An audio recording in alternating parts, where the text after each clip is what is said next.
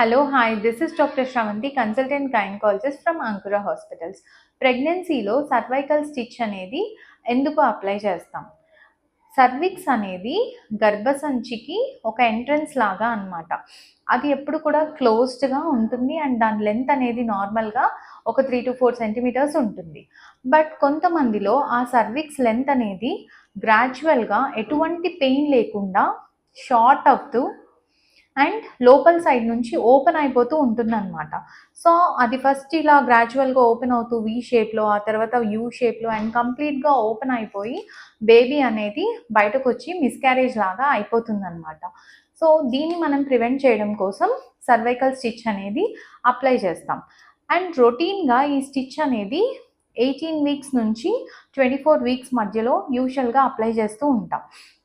And లక్కీగా ఎవరైతే కొంతమంది రొటీన్ స్కాన్ లైక్ టిఫా స్కాన్కి అట్లా వచ్చినప్పుడు సర్విక్స్ లెంత్ అనేది చూస్తే షార్ట్గా ఉండడం, అంటే 25 mm ఆర్ 2.5 సెంటీమీటర్స్ కన్నా షార్ట్గా ఉంటే అండ్ దాంతోపాటు ఫనలింగ్ కూడా ఉంటే డెఫినెట్గా ఎమర్జెన్సీగా సర్క్లాజ్ అనేది అప్లై చేస్తాం.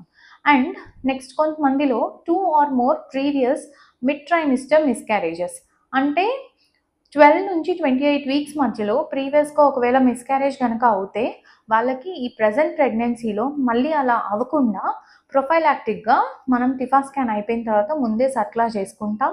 ఆర్ ప్రీవియస్ మిస్క్యారేజ్ ఎప్పుడైతే అయిందో దానికి ఒక 2 వీక్స్ ప్రయర్గా అయినా ఈ స్టిచ్ అనేది అప్లై చేసుకోవచ్చు.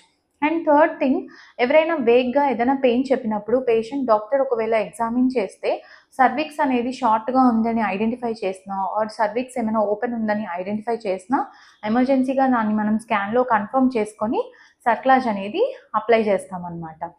I hope this video is useful and follow me for more. Thank you.